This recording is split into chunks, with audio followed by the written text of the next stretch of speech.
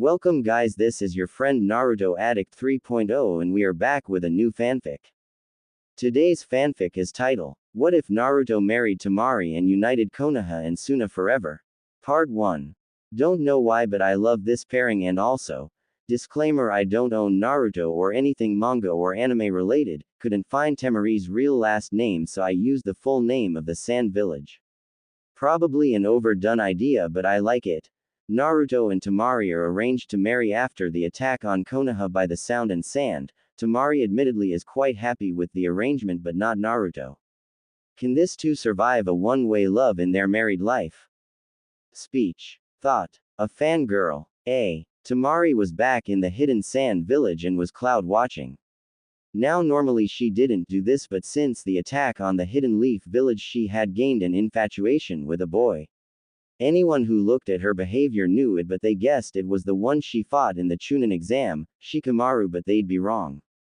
Gaara was the only one who knew for sure and only because he read her diary. Naruto Uzumaki. He murmured to himself, you'd better not break her heart. Gaara knew that Naruto was a good guy, after all he managed to save Gaara from himself. Temari suddenly jumped when a sand anbu appeared right above of her. Temari. The council wishes to see you. Me. What for? It normally was unusual that the council would call on a genin but she was the daughter of the now late Cage. I was only told to retrieve you, so come with me, but as the anbu reached for her Gaara's sand encased his arm and he looked to the assailant.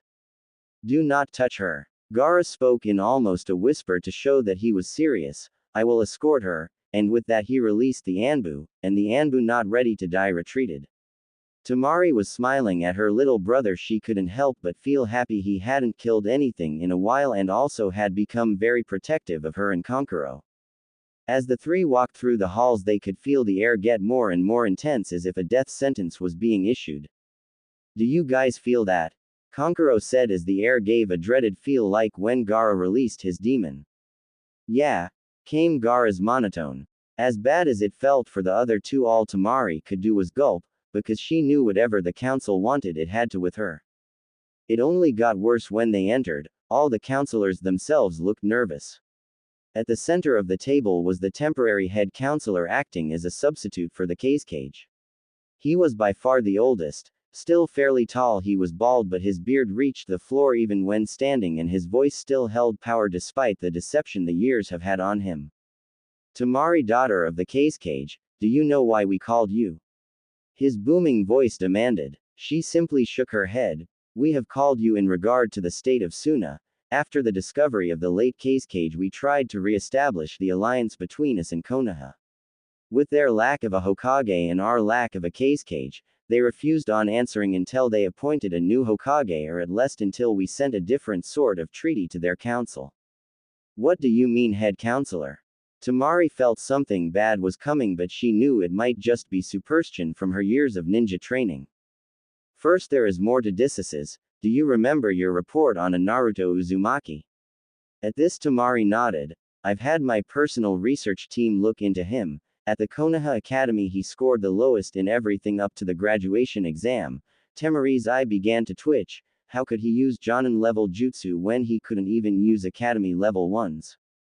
But it stands to reason that this was caused by him being a Jinchuriki as well. Everyone's eye shot to the head counselor. But head counselor, if he too is a Jinchuriki, why did you? Spoke one of the other older men in complete confusion. The head counselor put his hand up to silence him. There's still more. After everyone was quiet again he continued. He was assigned to train under the copy ninja Kakashi. Everyone's eyes widened at this. And the toad sage Jiraiya has taken him as a disciple. At this point the counselors were starting to sweat, and based on Temari's description on the toad he summoned during his battle with Gaara, it was the chief toad. At this point the others began to tremble. Temari was beginning to fear where this was going. She feared that this was the beginning of a mission. The last report even said he's learned the fourth Hokage's legacy. The council looked at him with wide eyes. Yes, he learned the Rasengan and has found and earned the respect of their new Hokage, Tsunade of the legendary three. She has even given him the first Hokage's necklace. From this information it's quite possible we could have a second yellow flash of Konoha on our hands. Everyone was stunned. Now Temari, your mission is a triple S rank. She wanted to cry, she knew it. She and her brother were going to kill him before he could become the next yellow flash. After clamping her eyes shut and kept telling herself she wasn't going to do it, she couldn't do it. Is to marry and have children with Naruto Uzumaki. The emotions in the room were all over the map, ranging from pure fear from Kankuro to an unbelievable ease from Gaara, a sense of pity from the Anbu who heard the rumor of her and the boy from the Nara clan, and of course the dread of the council. How could they not be dreading her response? She herself was pretty strong. Kankuro was no pushover, and of course Gaara. His sudden change was no secret. After all, he put 12 Anbu in the hospital the day they got back when one of the Anbu called Temari a failure for not being able to keep Gaara under control. When was asked why, he said, "I will not tolerate someone insulting my family." So if she got upset, things would get ugly. Temari though was trying to piece things together in her head. Marry Naruto Uzumaki. Not that I complaining, but the way they went on about how he's developed and what he could be like in a few years, it sounded like they wanted me to kill him. As she looked into space and the council began squirming in their seats because they could tell what she was thinking, but Gaara did, and he was wearing an ever so slight smile. Temari was rerunning the moment she fell in love with him in her head. Granted, it wasn't the most graceful finishing blow, but the headbutt he gave Gaara only showed just how powerful his dedication and willpower were. The council froze as they saw a smile beginning to form on her. They thought for sure that she was ready to have Gaara and Kankuro help her paint the walls with their blood for having her assigned to this mission. I, Temari Sunagakur, accept this mission and will perform to the best of my ability. To say that Kankuro and the council were surprised would be the understatement of the century. With eyes as wide as dinner plates and jaws hitting the floor at the way she looked so happy. Temari, you don't have to do this if don't want to. And as she was going to off on some sprawl about her duty as a ninja, Gaara butted in with a simple "I approve," in his monotone. Temari was thanking him in her mind at this simple gesture, but Kankuro. Gaara, why would you approve of this? But before he could finish his thought, Gaara said his reason as to why. She has a crush on him. Everyone looked at the sand controller, not being able to believe it. What makes you think that, Gaara? Temari asked with a tomato blush. I read it in that handwritten book that you keep under your pillow. At that, Temari had an expression not unlike that which the counselors wore not but 5 minutes ago, and all was silent for about 30 seconds before Temari yelled at the top of her lungs. You read my diary. Now had Gaara been raised normally, he would not have asked what seems like a dumb question. What's a diary? It took Kankuro all his willpower not to laugh, while Temari and the council had sweat dropped at this, but Temari just sighed and decided to tell him later. Any details I need to know? The head counselor stood and began a rundown of what was to be done before her trip. You leave in 2 days. Kankuro will be copying the family scrolls for you, while Gaara will be helping prepare a banquet for you that is to double as your wedding shower. When you arrive at Konoha, introduce yourself to the new Hokage. That is all. Dismissed. And with that, the council left very confused as to what just happened. The Sand siblings all went to do what they needed to. Temari headed to her room to pack, and her sensei Baki was there waiting. I'm going to help you pack, was all he said, and 3 hours of uncomfortable silence later they were done. Then Kankuro came by and gave her several scrolls. Then she went out. She went along a street she knew well, just staring off into space. Now this was common to the people of Hidden Sand, but the look on Temari's face was not. Her eyes were glazed over with an unnaturally happy smile, with a bit of drool coming from the left corner of her mouth. The news of her triple S rank mission spread like wildfire, but the important details like the groom-to-be were not. A group of kunoichi stops her from continuing on. They were people she had gone on missions with and came to be sort of friends with her. Wow girl, is the idea of marrying that Shikamaru guy really make you that happy? In her current state one would think that she had become catatonic, but that statement was enough to get her angry. Sigh, why does everyone think I like him? 'Cause I don't. I'm happy because I'm getting married to the guy the first like, which is Naruto Uzumaki. That name could send chills though the Hidden Sand village even on the hottest day. Every sand ninja was afraid of Naruto not because he looked or acted in a scary way but because of what he did to Gaara even when he was in his perfect possession state. In short, Naruto was already the second most feared ninja in sand history right behind the Yellow Flash himself. Mothers were even using Naruto in stories of what happens to bad children. So at the groom's name the group of 8 kunoichi found themselves shacking in fear of what would happen if he came here. That monster. Now Temari was used to people calling her brother that and she was ordered by her father to tolerate it but the order was only on her brother, so she would not tolerate it about her husband. In less than a second after it was said the offender found her face had become acquainted with the pavement courtesy of her battle fan. Do not call him that, she snarled. The ones still standing now knew and just nodded their heads. I had to listen to people call Gaara that, I won't listen to people call Naruto-kun that. The eyes of the female ninja went wide so fast they looked comparable to frogs. Temari was serious, she liked him. Well good, you got he guy you like. Must the shortest member of the kunoichi. She was about the same height as Naruto but had long black hair with her arms, legs, and stomach covered in fishnet and the rest of her was a basic black outfit. While her response made Temari happy everyone else stared at her with a, "Are you crazy? Look. My wedding shower is tonight, you're all welcome provided you don't make any snide comments about Naruto-kun." The girls all nodded and ran off to get Temari her gifts. Meanwhile, Achoo sniff, I must have a cold, Naruto said to no one in particular but everyone had a bad feeling about going back to the village. Why do I feel that I should take Naruto off training? Sure he'll need it later but not right now. Just something's happening under our noses, thought Jiraiya. Why do I feel like smashing in skulls? Thought Tsunade. She been feeling it since the day started and Naruto kept sneezing. I wonder if I should give Naruto the talk.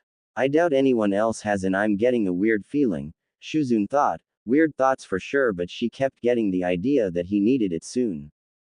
Something big is going on, Naruto finally voiced. What makes you say that? Questioned Tsunade. Just a feeling. A triple S ranked vacation. After hours more of walking, they finally see the great gates of Konoha. Now normally Naruto would take off running toward them the instant he saw them but today he got a new type of forbidding. Normally he didn't care about the malice the village sent at him and normally the guards would even try to prevent his returning. Today though would far from normal for Naruto. As soon as they neared the gate he readied himself for the usual attack but when it didn't happen his first thought was it was because of Jiraiya and Tsunade were with him but then he saw their smiles directed at him. The smiles weren't warm and compassionate, no, they were just as venomous as their angry glares. Hey Ba-chan, quit calling me that, something's wrong. What do you mean? Normally the guards attack me when I come back to the village. This comment caused Tsunade to start gritting her teeth, but they were smiling, evilly. Never a good sign in a village of fools, came the voice of the old toad sage. You think something bad gonna happen? Tsunade's voice sounded calm but she really was worried. Jiraiya simply nodded. Shuzune only felt worse in knowing that even Tonton oinked worriedly. The group's fears were only worsened when they reached the center of town where the whole council of the Leaf Village was there to greet them and most wearing the same evil smile as the guards. The elders stepped forward. We welcome you Lady Tsunade, said the old man, don't know their names. There is a matter that needs your immediate attention, said the old woman handing over a scroll marked with triple S's all over it. Whoa, Ba-chan just got here and she already has to deal with such important stuff. Tsunade opened the scroll as if it was just another mission to be assigned but as she read it her eyes started to widen, she clenched her jaw and began to grit her teeth. Geez, whatever it is, Ba-chan is pissed about it. Naruto hadn't seen Tsunade ever get so pissed. Even her old teammate Jiraiya was getting worried because the last time he saw that expression was when he got caught peeking on her before she nearly killed him. What is it, Tsunade? Not saying a word, she rolled up the scroll and shoved it into him. After a minute to rub his now bruised ribs, he opened it and began to read. Much to the surprise of Naruto and Shuzune, his reaction to whatever was in the scroll was almost the same as Tsunade's. His hair spiked like his needle Jezo Jutsu and his teeth seemed to get sharper. The killing intent coming off the two Sannin was enough to make the council nearly piss themselves. Here Naruto, Jiraiya handed the scroll to him, which confused Naruto, but he took it and began to read. His face showed pure terror. At this the two elders smirked. "No way!" screamed the orange-clad ninja as he threw the scroll with so much force that when it collided with the elderly man's head it caused him thrown back into the ground.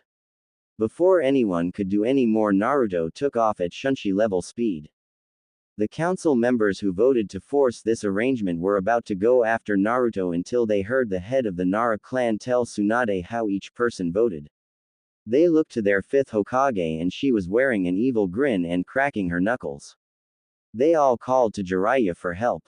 "Hey Tsunade, go easy." This caused her to give him her evil glare and the council to sigh until he finished his sentence. "Because I want to wipe the floor with their faces," he said, cracking his own knuckles. That day was forever known as the cry of 1,000 tortured souls. The two Sannin were walking toward Naruto's house knowing he probably locked himself inside. But on the way Jiraiya began to really think things over and sighed when he came to a very hard decision. "Tsunade, we should have Naruto at least consider the offer." She turned her head towards him so fast if she didn't stop the movement she would have looked like she was trying to be an owl. "What? Think about it. I've told you about the kid's love life." "Yeah, you did. He likes a girl named Sakura. So why should he consider it? Even after he saved her from the Shukaku, she believed it was Sasuke who saved her." She was about to argue but was cut off. She always hits when he tries to be nice to her, which is all the time. She calls him names, and is obsessed with the last Uchiha, so no matter what he does she has not and will not give him the love he wants, hell.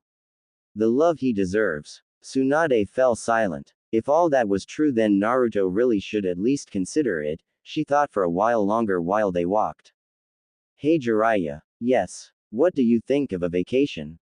"ESSH. One day here and you're already want a vacation." "Not me, you perverted baka." "Naruto." This only got a raised eyebrow from Jiraiya. If he's to consider this seriously he'll need to free of any distraction or the influence of the villagers. Jiraiya nodded his agreement. When they finally arrived, they snuck in knowing Naruto was probably scared shitless by the idea of the marriage to Temari, but packing to run away was overkill. Naruto, now planning to run away, would normally piss off most of the people he knew. He slowly began to turn around thinking it was Sakura planning to slug him for trying to ruin her chance to get his off her back. He was strangely relieved to his Ba-chan. "Listen, I understand you being scared at the council trying to force this on you, but Jiraiya and I have decided that you should take some time and consider this." "What?" "Naruto, please calm yourself and listen."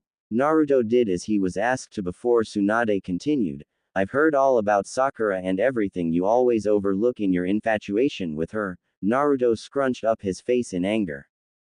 "How she hits you over nothing, calls you names, her obsession with the Uchiha kid, her lack of gratitude for when you saved her life, and her refusal of your love for her, you more than earned it. At this point you deserve it." Naruto was now staring out into space at the speech. "Well, good thing you're packing, you'll be gone for 2 weeks. She put 2 of her fingers up for added affect. "Huh, what?" Tsunade sighed at this. "I'm giving you a 2-week vacation starting tomorrow, and here." She then hands him a pile of bills. "What's this for?" "For the money me and Jiraiya took from you and a lot more, because if you decide to take the mission I want you to get her a gift." Naruto nodded. "Hey Tsunade ne-san." Tsunade snapped in his direction with a loving gaze. "Yes. Sai, could I leave tonight?" Her smile faltered but nodded. 15 minutes later. Konoha gates. Naruto gave his surrogate mother and sister a hug, each as well had the normal spat with his surrogate grandfather, then walked off. "What's wrong, Tsunade? You should know better than anyone, you old perv." The 3 members of Naruto's family stood there for a while longer before turning into the village. "Hey Tsunade. Yes. Want to make some hell for the holes?" Tsunade smiled knowing what Jiraiya had planned. Back to Naruto. "Sai, what did I see in Sakura? I mean, how did manage not to see all that for so long? How could I be even that stupid?" Because right before the emo Tem showed up, she was the first to show you friendship and you just clung to it.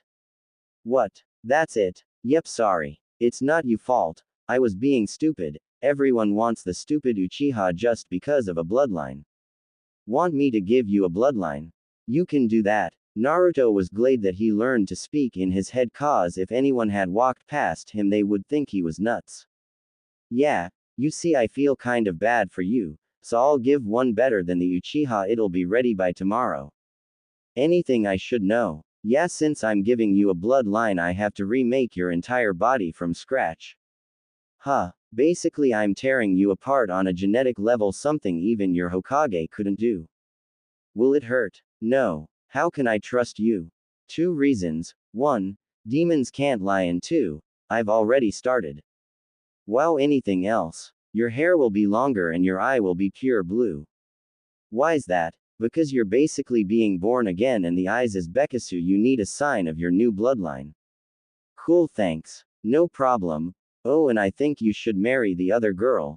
Naruto stopped in the middle of the road and thought about, surprise, Sakura. Okay. The Kyuubi smiled, knowing that this was going to be end result anyway from the way the pink-haired bitch acted. Naruto starting at running at full speed to his destination, the land of waves. He felt something new, he didn't know what, but he kept going. After all, he had to think of a gift for his new girl. The next morning, land of waves. Naruto had fallen asleep in the woods and woke up early to discover his hair had changed. It was still spiky on top, but the sides and back reached his upper back. It was a strange cross between his father's and mother's hairstyle, but still pulled it off. His eyes' pupils were all deep, shiny blue. He looked at the bridge, remembering just about 2 months ago the bridge was just finished. He looked up and saw the name, and his smile softened and he continued on toward the town. Hey Kyuubi, what's my bloodline? No name for it, but I gave you the special abilities of the first and second Hokages. Naruto froze. The first and second, he couldn't believe it. Higher natural healing and much larger reserves of chakra. All that. Consider it an apology for your life and a wedding gift. Thanks. The fox smiled warmly, though no one could see it. Naruto arrived in the village and began to snicker at the sight before him. All the children had styles like him, Sasuke or Sakura. Many girls had put pink strips in their hair. One child noticed the new arrival and, looking very close, saw his whisker marks were real. Naruto's back. In the blink of an eye he was surrounded by kids all cheering to see the village hero, but someone pointed out the changes. Hey Naruto, why do you look so different? Oh, it my bloodline. Several of they started to oh and ah. What's it do? Is as good as Sasuke's. That made Naruto absolutely pissed. It's always about Sasuke, I'll show them. Better. Naruto then walked out onto the lake that surrounded the village and, making one hand sign, a tree standing over 30 feet tall emerged in just 1 minute.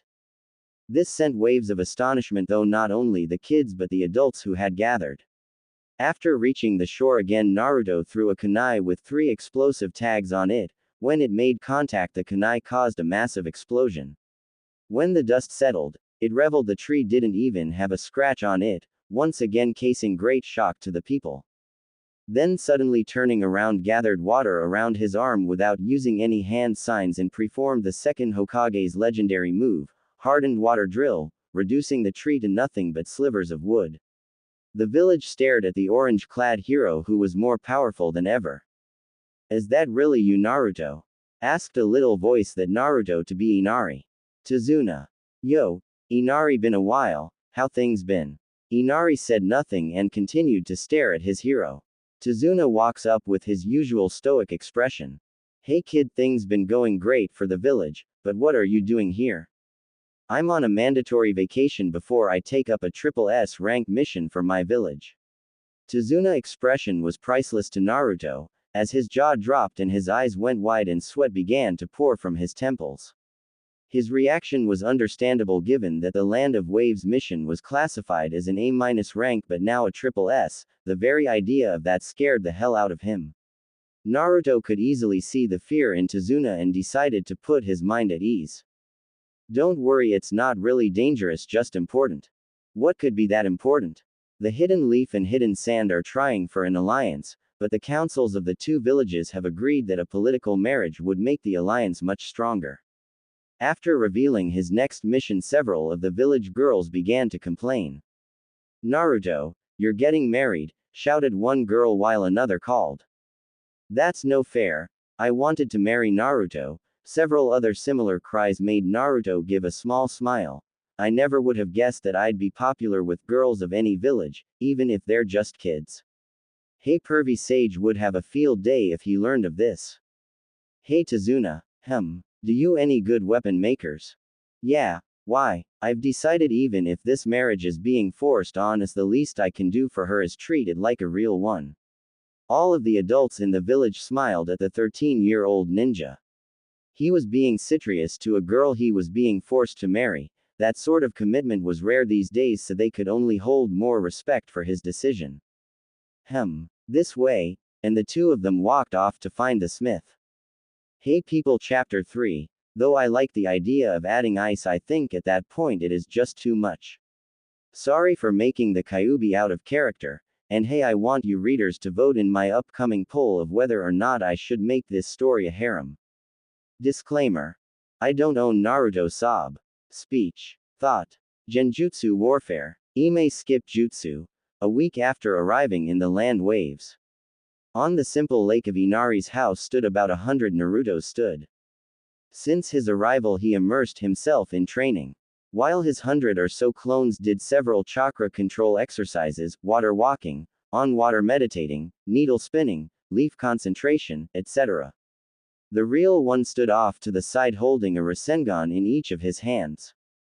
With his eyes closed he looked calm and collected, but on the inside he was getting very excited about returning. He was sure no one could recognize him by anything except his chakra. Naruto now standing a couple of inches taller with shoulder-length hair and brand new cloths. He wore a long dark orange outfit, Gaara's from Shippuden part except dark orange, and over it a jacket like the fourth Hokage's but black with light blue flames at the bottom and a mask like Kakushi's. Suddenly his eyes snapped open. Naruto hadn't completely left the village as he left a clone behind just in case something bad happened. The clone had just dispersed and Naruto was given the knowledge that almost all the Junin had left the village and they were under attack. I need to go. With that, Naruto dispersed all the clones on the lake and ran into the house. After a quick explanation he summoned two toads and asked for one to reverse summon him and one to stay here and get the gift when it was finished. After one last goodbye to Inari, Naruto disappeared in a puff of smoke. Area change. Hidden leaf. Wind scythe jutsu. With that, Temari had hit 5 goons, but all turned out to be just a more advanced version of the clone that acts like the shadow clone but was still just a genjutsu. Damn, more of these clones. With her guard lowered she didn't notice the real ninja until they were too close to blow away. Rasengan. Came two voices, both the same, and when Temari opened her eyes she saw the two enemy ninja flying in a spinning motion.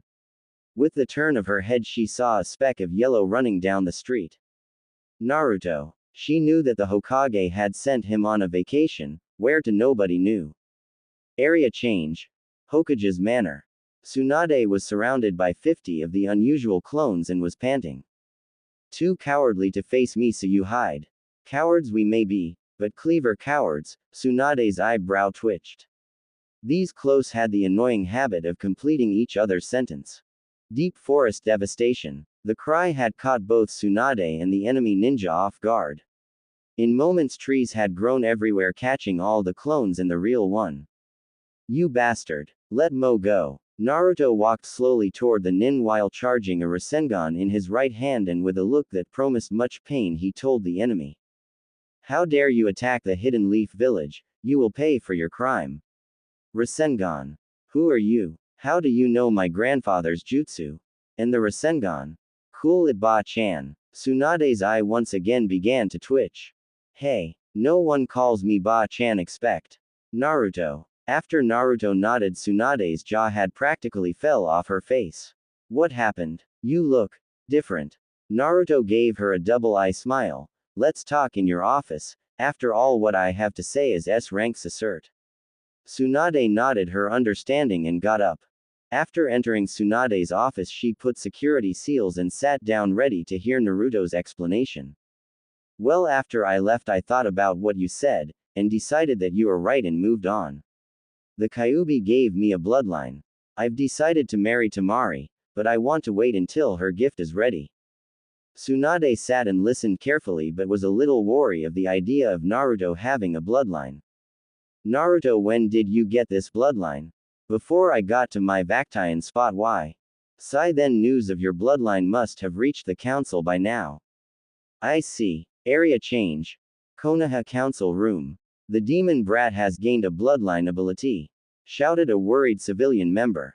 What should we do about him? He's now more dangerous than ever, shouted another. All of the civilians were worried, but all of the shinobi were thinking of how to use this as an advantage over other villages, and it was Danzo who finally called out an idea. I believe we should put the Clan Restoration Act into play. This enraged the civilian members. What? How can you suggest such a thing, Danzo? The boy has strong loyalty to this village, and according to what my informants told me, there's a reason that keeps calling the Hokage, Ba-chan, as his bloodline gives him the well-known wood-style jutsu. After some murmuring, one called for a vote and they began their decision. Thanks for the input, Glade, to announce that this story is now a harem. No, I'm still not adding more to Naruto's bloodline, and for the girls used, that's a surprise. Disclaimer. I still don't own Naruto. Speech. Thought. Jutsu. Kyuubi. Clan Restoration Act backfire. Naruto was in a bad mood. First he had to return early, then there was the commotion in Tsunade's office, and now a summons from the Leafs Council. Flashback jutsu. Lady Tsunade, did you hear there's some guy who not registered in our archives who's still wearing R symbol? The pink hair annoyance was silenced by the sight of the ninja that now had half of Konoha worried. What's he doing here? He is one Rs. His profile just hasn't been updated yet. This caused a look of understanding to come from both Sakura and Ino, who was right behind her pink-haired companion. They both took the time to take in his features, and they both found themselves drooling. Tsunade, though, thought he looked like an odd cross between Kakashi and a shorter-haired version of Jiraiya. After a couple of once-overs by Ino, she decided to put on the charm. Hey there, hot stuff, Ino said as she walked up to Naruto, swaying her hips in the most seductively as she could. How would like to go out sometime? Naruto, though he looked stoic on the outside, on the inside he was rolling around laughing at her antics, but then he thought of something he thought would be funny. Sorry, I'm engaged. The young blonde looked crushed. Ain't that Tsunade, hi am I? And with turn and a wink, the two girls looked. They had walked in on the most disgusting thing in the world, and the two actually fainted when the old drunk retuned the wink. The two proceeded to burst out laughing. That was a good one, Geeky. Thanks, Ba-chan. Then out of nowhere an Anbu appeared. You have been summoned to the council, and with that he left. Flashback end. He had a fair idea what they wanted. They probably wanted him and Temari to start like rabbits and then use their children as human weapons, not on his watch. After tearing into the room looking pissed as all hell, he just got to his point. What the do you people want? This had greatly angered many on the civilian council, while the ninja clan heads found it amusing. Lord Senju, please lower your voice. That caused confusion for both Naruto and Tsunade. I'm not of the Senju clan, yelled an annoyed Naruto. Actually you are, as your ability to use the wood release style proves your relation to Tsunade, making you the heir of the Senju line. Naruto was about to retort when a bodiless voice interrupted. That's not all. In a poof of smoke stood Jiraiya. He's also the son of Minato Namikaze, the fourth Hokage, and the son of Uzumaki Kushina, the princess of Whirlpool, and if he can indeed use the first Hokage's jutsu, then he's the heir of 3 clans. At this point the civilian council was smirking, with him not only being the last of the Namikaze, who by itself was reason for CRA, but 2 other clans and has a bloodline. Now then, Naruto-sama, as are the last of 2 clans and the heir and last for the Senju, you are to take multiple wives. I refuse, was Naruto's simple reply. You have no choice as the matter. This is the council where everyone voted in favor it. What? Ba-chan, help me here, will you?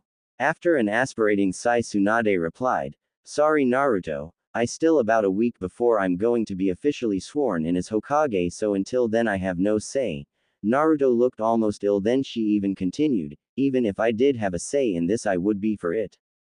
Baa-chan. Listen Naruto, before this I was the last Senju and I can't have children anymore, so someone needs to bring back the Senju and you're the only option. Naruto sighed and nodded in defeat. You will be required to have no less than 5 wives and they can be civilian or ninja. It's your choice. Now you are also to be given your family estate and scrolls and 3 seats on the council and anything else that you are entitled to. They had him. He was in their trap, or so they thought. Each member of the civilian council began to plot to make the power of Naruto's family their own. With everyone thinking he was a fool, Naruto searched their eyes only to see greed and power lust.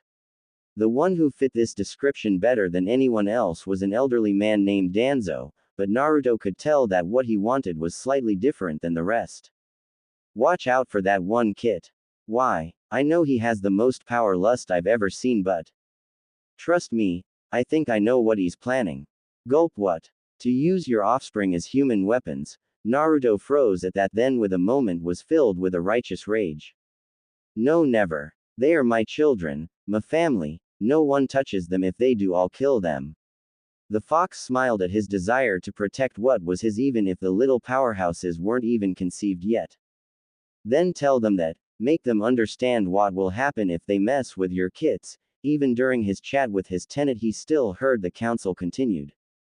We also believe after your children are born they should be specially trained by Danzos. The poor man never got to finish as Naruto slammed his hands together like he was prying and out of the very table that surrounded the room wooden spiks shoot out, and with the ultra-sharp spiks held the civilian council in place, each of them knowing if they moved they would die, kept still and waited for Naruto to speak. Listen here. No one, I repeat, no one but me and my wives decide what happens with our kids, and if anyone even thinks of trying to convince me otherwise, I will kill them before they can even begin to regret it. And with that, Naruto stormed out back to the Hokage's office. Tsunade's office. Naruto had pulled out one of Tsunade's hidden sake bottles and took a large gulp as the 2 Sannin walked in, not in the least surprised. You okay, kid? Asked the toad sage. I guess, Kyuubi said. The crippled guy looked like he was planning something for my kids. Not gonna happen. The 2 old ninja couldn't help but smile. Naruto, about earlier. Naruto raised his hand to hold her. I understand, Ba-chan. If there no Senju left, those bastards would use everything of the Senjus to help themselves. Then Temari entered, having heard word of Naruto's changes and his being given the enjoyment of the CRA, and needed to talk to him. Naruto. Naruto showed his head toward the semi-soft voice and saw his first of his future brides standing in the doorway. Hey Temari, I guess we need to talk. Temari nodded and walked over, took a seat and told about his trip, his new bloodline and what he gathered about the council. I see things have gotten hard, huh? What's your plan? She wondered if he was just gather women to satisfy his primal urges. First, I'm going to get even in a subtle way, showing off his most sinister smirk. They will get nothing from us, Ba-chan 1. Yeah, can you move all my money to an account only I can access? Of course. Do you know how much your parents left? Know how much? 80 of the Leaf's total treasury and stocks belongs to you. The only knowledge of this is an account book to Monitor to make sure your money wasn't being embezzled. Bet those fools thought they could keep bleeding you dry by using it for themselves. Well, any more. Naruto was in plain shock by how much money he had, as was Temari, her shock from the fact that the Hidden Leaf, the wealthiest of the 5 great nations, was 80% Naruto's. One more thing, Ba-chan. Yes. Could you give me Sannin traveling rights? Why? The council never said I could only marry women of Konoha. Everyone in the Hokage's room gained a satisfied smirk, knowing that they were going to cause a lot of problems. All right, I'll give you, and whatever brats you will eventually have Sannin traveling rights and access to the Hokage's and Jonin's vaults. To Naruto, that was all he needed to really start a ruckus in the Hidden Leaf. As Naruto and Temari started to leave, Tsunade threw a map at Naruto. Your new home is marked on that map. The seal will only open for you, and even the compound walls have protection seals to stop intruders. Enjoy. The walk to their new home was quite the whole way, but this because Naruto was talking with Kyuubi. Any ideas of where to look for good wife material? There are 2 or 3 here. Anyone I know? Of course, the first you are obligated to. Huh, sigh Hinata Huga. You know always blushes at anything you do, stutters, passes out when you come within 5 feet. You nuts. Huh, she's from a noble clan, her father would never allow it. Yes he would, you're a noble now, he can't tell her to say no. Besides you owe it to her, she'd literally die without you. What do you mean? I've been using our link and I've heard people talking about how she locked herself in her room refusing to leave on her father's orders and she also not eating, if that continues she will die. That caused Naruto to shudder so slightly only someone with eyes that could spot a penny at the bottom of a lake could see. Alright, who else? Well, we can't trust most families in the leaf, so women with no family is a good choice, and if you want to get back at the get someone who hated almost as much as yourself. Naruto thought about for a minute, who is hated almost as much as me? The only person I can think of is. Hey, you can't mean her, can you? Yes, she was the snake bastard student, has no family, and let's face it, we both know she's lonely and the old farts would lose their minds if she was chosen to help build your father's clan. The fox finished with a giggle. Fine, the last one. I think Shizune would be good to help with the Senju clan. Yuck. What's with that reaction? She's like an older sister to me. She's the only one which could really help with the Senju as she is the student of one and she's the only one would treat the clan the right way. Lazily sold, I'm not giving those bastards have even a glint of hope of getting their grimy hands on my clans. Good. Now talk to that girl, she looks a little uneasy. Naruto looked at Temari and it was true, she did look something was bothering her.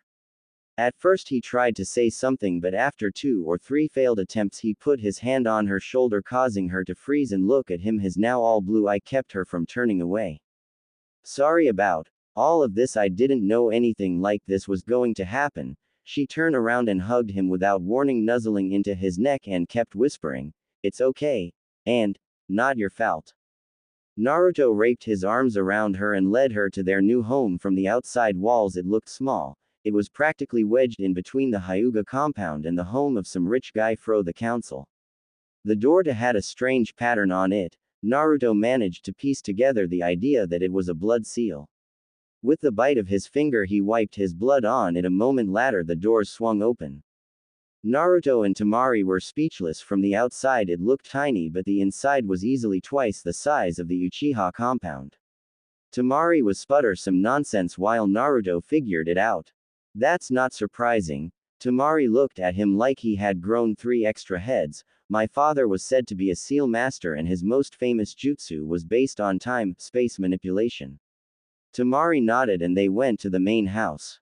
Temari, Naruto inquired after they get situated. Yes, Naruto-kun. The new suffix caught Naruto off guard for only a moment before he continued.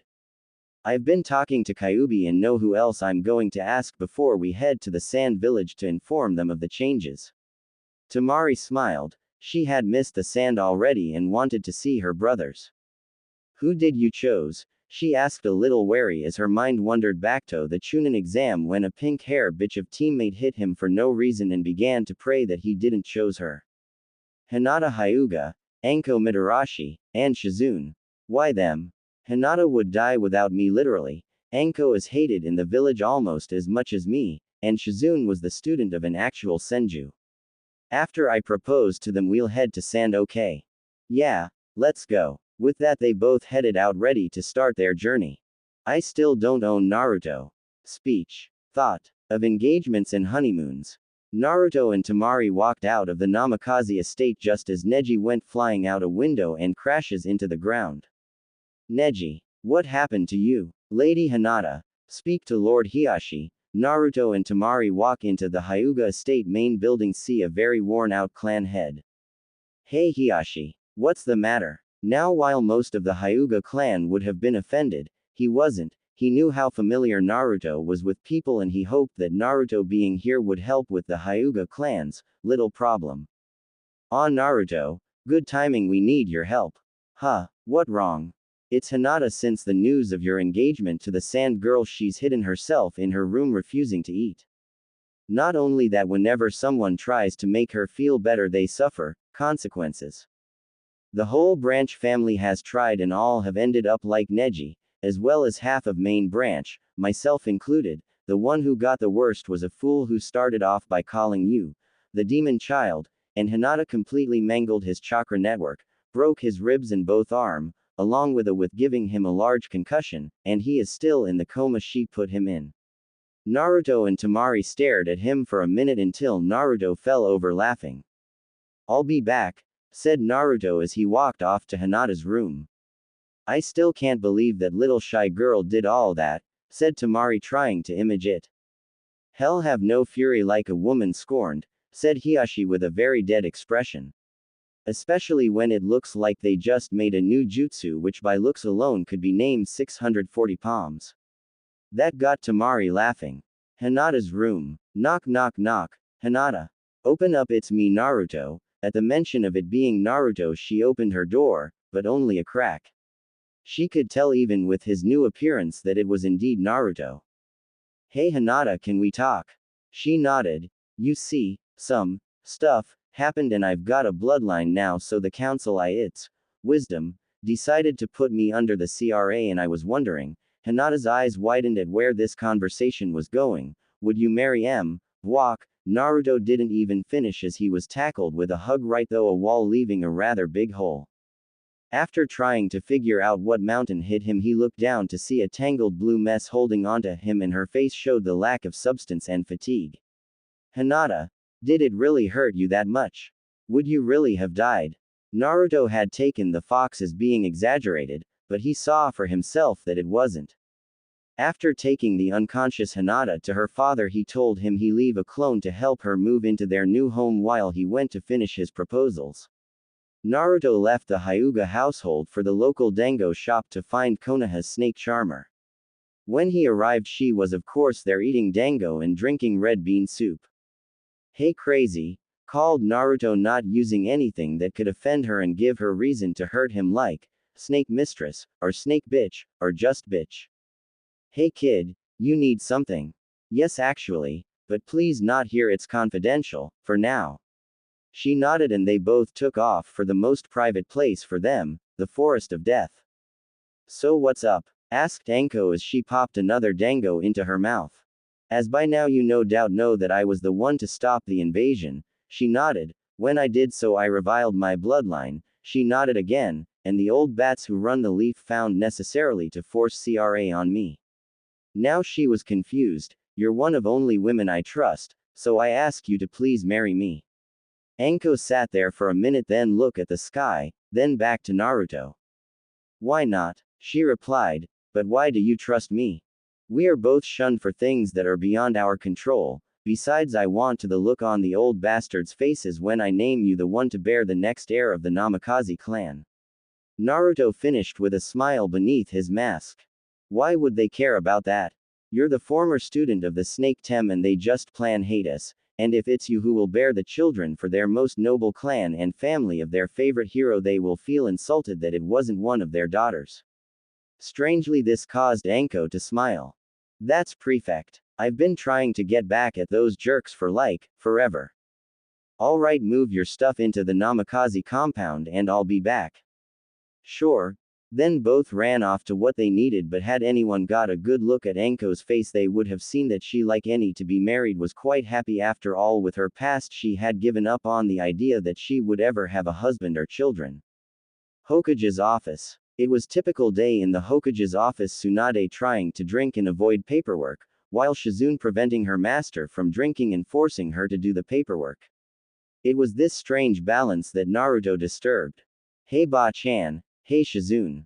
Hey brat. Hello Naruto, is there something you need? Yeah. Shizune, can I talk to you? Of course Naruto. After they found an empty room and locked the door, and Naruto took a deep breath to calm himself.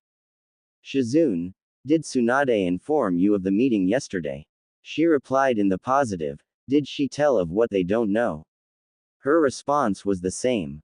Alright, because I've been given the names Namikaze and Senju, I've been put under the laws of the CRA and need at least 5 wives, and you're one of the only girls not to look down on me and then praise Sasuke lets me know that you don't think so little of me.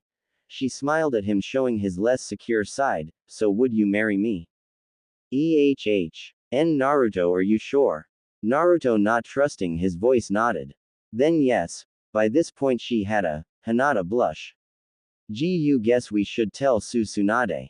No need, I was eavesdropping, called the Hokage as the locked door swung open. She held a bottle of sake and 3 cups. This calls for a celebration. The 2 victims each gave her a nasty glare. Lady Tsunade, you should not be listening on other people, yelled a red-faced Shizune. Why not? I knew what was going on anyway. How's that? Asked the 2 in sync. Simple, starts to fill the cups. The list of people who have been nice enough to him to be even considered for marriage is pathetically short. She finished with a sad smile. But enough of that, let's drink. Lady Tsunade, Naruto is still too young. Please, he has been an adult since he received the leaf headband, you should know that, so quit stalling, and let's drink. Tsunade already had her cup in the air and the other 2 sighed and picked theirs up and did the usual, cheers, gesture. So brat, who else did you ask? Shizune began to listen herself, quite interested in who her co-wives were. Hinata and Anko, they both nodded, they could see reason to ask each of them. Anko was someone who could relate to Naruto, and Hinata was a kind, caring, and nurturing soul which Naruto needed considering the way he lived his life until recently. Get ready, Shizune. For what? A trip? Our first stop, the hidden sand village, he said while pointing in the direction of said village, earning a chuckle from the other 2. Pack up and meet us at the village gate in about an hour. Naruto then ran off to get the others ready. Shizune sighed and went to get ready. It's still going to be a while before he's completely calm. When you get to the gate, tell Naruto and the others to return to the Hokage mansion. He forgot that we need to reintroduce him to the public first. Yes, Lady Tsunade. Back at the Namikaze compound. The 3 brides-to-be were getting packed for the trip when Naruto came through the door. Hey, you guys ready? Not yet, Naruto, and don't you still need to pack? Asked Temari. Naruto started to ruffle though his jacket and pulled out a storage scroll. Nah, I've got everything sealed in here. They all nodded and pulled out their own storage scrolls and sealed their possessions into them. Can't believe I never thought of that before, said Anko as she rubbed the back of her head. The other giggled slightly. Hinata walked up to Naruto doing her usual gesture with her index fingers. She was about to speak but Naruto beat her to the punch. Hinata, stop that. He grabbed her hands and put them at her sides. There's no need to be so nervous in front of your future husband, and would the 3 of you sit down because we need to talk before we head off. The 3 did as they were asked. What's up? You want to talk about sleeping arrangements? Asked Anko, which in turn caused a red-faced Hinata and Temari. Not that there are details that are regarded as S-rank secrets that you 3 have the right to know before you decide to actually marry me. This caused all 3 to put on serious expressions. 13 years ago the 4 Hokage fought and killed the Kyuubi no Kitsune. That's what people our age and other villages have been told, but the truth is that it could only be sealed into a newborn. That newborn was me, and because of me holding the fox I'm being hunted by a group of S-rank criminals and they may also try to do you harm. To survive we all must become stronger. He looked into the eyes of his chosen 3 and saw steeled resolve. That's it. Damn kid, I'm trying to kill a guy like that myself, came Anko's response. They will likely go after my brother, so I would need to get stronger anyway. I don't care about the fox, but I want. Let them have you, Hinata said as confidently as possible. Naruto pulled down his mask. His face no longer had any baby fat and his whisker marks were more defined, giving him a feral look. Thank you. All of them smiled and the atmosphere was a calming but intensely loving one. They all finished what they needed to do for a long trip and headed for the gate. When they arrived, Shizune was already there with a bag containing spare cloths, some ninja tools and several scrolls to help them train, but she kept that bit of information to herself for the moment. Naruto, we need to go back to the Hokage's manor. We still need to make your heritage public knowledge.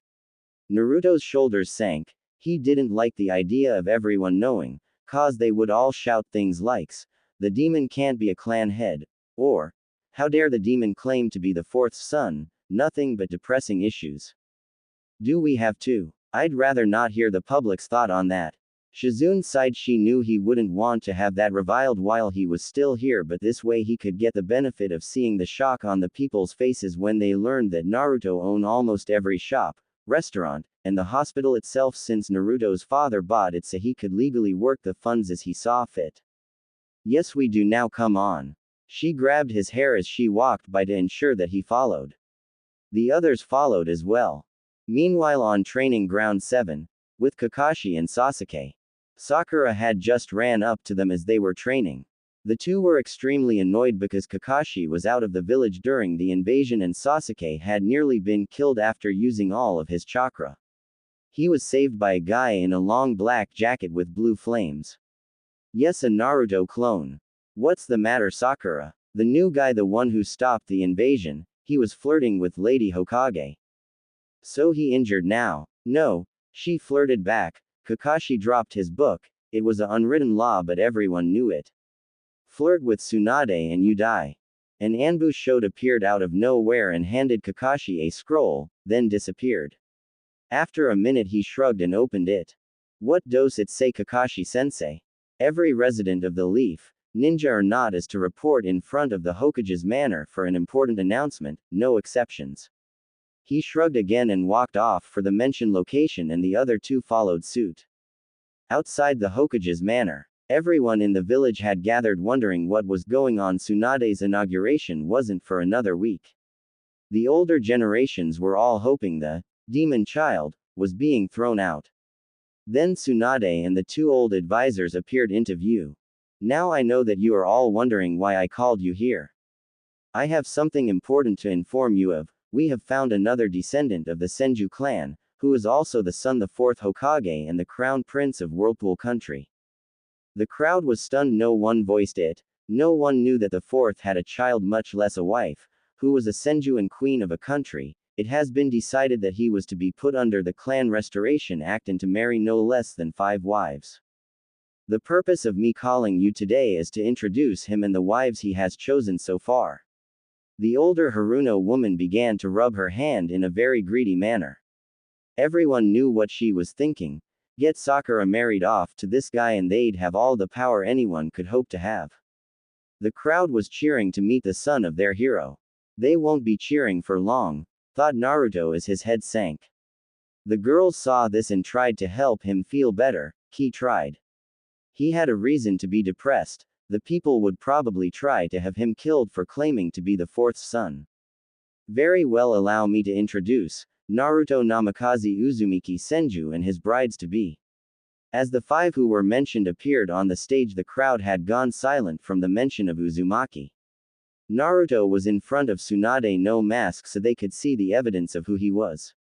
After a minute so they could take it in, they were outraged, and as expected the civilians began to call for Naruto's death for the lie that was announced. The riot was soon squashed by Tsunade's booming voice. Any more of that and I'll have you all executed. Silence once again. We have evidence. I was the one to bring Naruto into this world. We also have the blood work and a signed birth certificate from the fourth himself claiming Naruto to be his son, and as such he has claimed his inheritance, the deeds to almost all the restaurants, all the ninja tool shops, most civilian shops, the hospital, the ninja academy, and all the private possessions of the 3 mentioned clans. Everyone went wide-eyed. Naruto owned the Leaf now. He could deny them anything, even things they needed to live. Even though the crowd was silent, a wave of malice could be felt from several Senor Ninja, one of which was Kakashi. Though he would never say it out loud, he was just as prejudiced and was now going to kill Naruto silently before the people to save them from the demon. He melted into the crowd and hid on the Hokage's tower and charged up a lighting blade without letting anyone sense his chakra, or so he thought, as Naruto's sharpened senses allowed him to smell Kakashi's chakra build up. As Kakashi charged at speed to make him a blur, Naruto caught the offending hand. This stopped both his attack and his heart in fear. Care to explain your actions, Kakashi? Asked a very angry Hokage. He's a demon. He can't be my sensei's son. Naruto then delivered a powerful kick to Kakashi's chest as he grew a tree in the flight path. Kakashi crashed into it and it grew branches around him, wrapping around every limb and even each finger to ensure that no jutsu could be used. You attacked an heir of my family, said Tsunade with a nasty growl. To attack an heir to a clan is an S-rank crime, and do you know the penalty? Kakashi became pale, then Naruto added his 2 cents. For traitors there is only death, Hitaki. It was said with so much venom that it sent chills through the village. You can't kill him, came the smug voice of Sasuke. He needs to train me in the use of my Sharingan, so back off, dope. He said with a large smile as if he just got Kakashi off the hook. Well, Uchiha, what he did is an S-rank offense, and trying to stop his punishment makes you an accomplice and therefore, you die too. Naruto's tone became sickeningly sweet at the last part, which made Sasuke a little nervous. How dare you threaten me, weakling? Sasuke said as he sent a fireball at Naruto and began to chuckle as he thought that he burned the only one who pushed him alive. His little delusion was crushed when he saw Naruto standing where he was before, completely unfazed. What? How could you? Before he finished, a tree wrapped itself around Sasuke like Kakashi.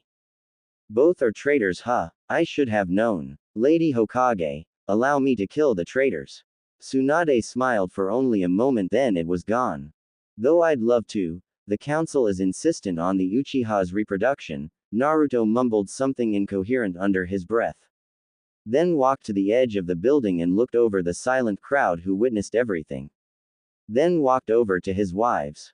Fine, but he then appeared to throw something that headed for Kakashi's Sharingan eye and destroyed it. I won't let a traitor to hold something like that. Lady Hokage, I leave the rest to you. And with that the 5 disappeared in a swirl of fire. Well, now to deal with the 2 of you, Tsunade said with a sinister smile. Sasuke was hoping that being an Uchiha would save him. Kakashi hoped that Naruto injuring him would save him. They were both wrong. Gates of the Leaf Village. 5 figure appeared out of nowhere. Even with a mask anyone could tell Naruto was pissed off. Though they all wanted to help him feel better, but they knew there is nothing they could do to do that. Then slicing his thumb and went through a normal series of hand seals. Him and his girls were now on top of a giant toad and Naruto of another smaller toad. Gorshi-sai, what you doing here? The toad looked up to his boss and spitting out a large box replied. Your delivery. Any orders before I go? Naruto scratched his chin. He knew it wasn't fair to give a gift only to Temari. He have to order something for each. Then pulling out a scroll wrote his order. Dear Mr. Orshijiro, Smith, Naruto visited while in wave. I now must ask for your services again. I'm in need of a pair of gloves that would help draw chakra out and control it to a needle point, and a Senbon launcher that can make them from chakra and even give them a poisoned effect and make it light-weighted. Thanks, Naruto Uzumaki. Tapping his chin again in thought. I don't really know about how Anko fights. I'll figure out something for her later. Naruto rolled up the scroll and told the toad to bring the scroll back to the old man. The toad nodded and puffed away. The chief toad coughed to get some attention. So what did you call me for, kid? Hoping down to face the chef himself, Naruto sat on his knees at attention. We're hoping that you could carry us to Suna with a jump or two. Sure, kid, but who are the others on my head? I've now been told I had to marry many wives, and these are them. They came down to be introduced. This is Temari. She bows, Hinata bows, Shizune bows, and Anko gives a large arc hand upward. What's up? The toad had to smile. Kami, she was just like Naruto was normally. Alright everyone, get ready. Everyone began to pour chakra into their feet. With one giant leap they cover nearly a third of the distance. After 3 more jumps they reached the gates of Suna. After introducing themselves to the guards they went to the Kage's office to speak with Gaara. Naruto's new look had surprised Gaara and his brother, especially the pure blue pupils. While Gaara was understanding of the situation, Kankuro was furious and tried to attack Naruto only to be blown clear out of Suna by Temari's fan. After a few good laughs they all headed to the Kage's compound. Naruto and the girls took the largest room and bed so they could all fit. Now who's sleeping where? Asked the purple-haired one who removed both her jacket and skirt, leaving her in only a mesh outfit that reached about where the skirt's bottom had been. Naruto groaned. He had been dreading this. Temari was possessive, Anko was pretty dominant, Shizune was protective, and Hinata was likely too shy to say anything in this. Naruto will sleep in the middle with Temari on his left and Hinata on the right, came the group's medic. Everyone gave her a shocked expression, then she pulled Anko to the side. Temari has been waiting for this chance and Hinata once believed this chance gone forever. Anko just nodded and told the other, to get your moving cause I'm tired, and everyone got into bed. Naruto was a little uncomfortable, but that's to be expected when during childhood the only contact you got was beatings and being literally thrown out of stores. Both Temari and Hinata were cuddlers, he found out after only a couple of minutes. Both were content using him as a pillow and they seemed like they were having the best sleep they've had in a while. The other two also looked quite content. Naruto just shrugged, it didn't matter why they were happy, as long as they were happy. He decided to focus on sleeping. Tomorrow was a big day, after all it would take effort to make an oasis.